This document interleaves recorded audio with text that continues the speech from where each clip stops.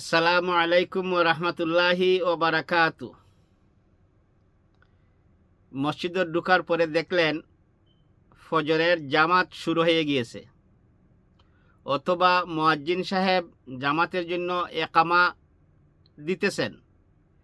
তখন কি আপনি ফজরের 2 রাকাত সুন্নত পড়বেন নাকি জামাতে শরীক হবেন?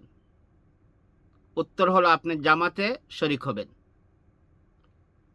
শুধু ফজর নয়, যেই কোনো নামাজের জামাত শুরু হয়ে গেলে অথবা জামাত শুরু হওয়ার পূর্বে একামা শুরু হয়ে গেলে আপনার উচিত হবে আর সুন্নত বা কোনো নামাজ না পড়ে আপনি গিয়ে জামাতে শরিক হবেন। সেটা হোক অন্য কোনো ওয়াক্তের নামাজ, সেটা হোক ফজরের জামাত। কারণ রাসূলুল্লাহ সাল্লাল্লাহু আলাইহি ওয়াসাল্লাম বুখারী শরীফের বর্ণনায় বলেছেন,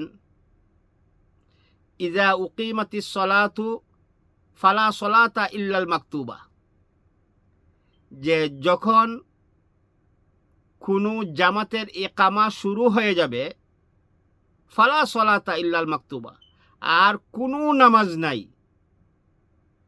গিয়া জামাতে শরিক হতে হবে। ফরজ নামাজে জামাতে শরিক হতে হবে।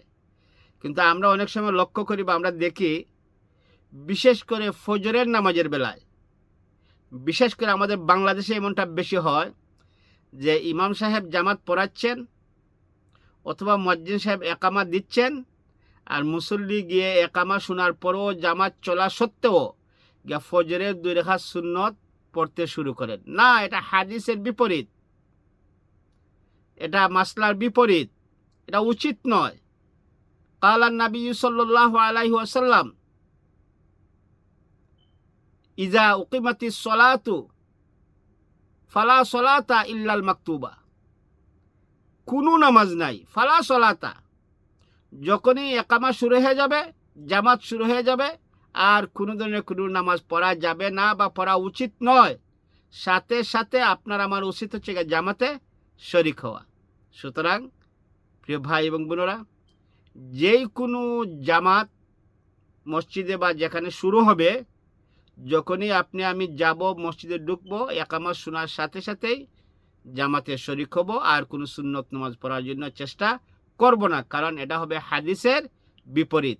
রাসূলুল্লাহ সাল্লাল্লাহু আলাইহি ওয়াসাল্লাম বলেছেন, ইজা উকিমাতিস সলাতু ফালা সলাতা ইল্লাল মাকতুবা। আল্লাহ রাব্বুল আলামিন আমাদের সবাইকে যেন বুঝার এবং আমল করার তৌফিক দান করেন। ওমা তৌফিকি ইল্লা বিল্লাহ। আসসালামু আলাইকুম ওয়া রাহমাতুল্লাহি ওয়া বারাকাতুহু। আল্লাহু আ'লামু বিস-সাওয়াব।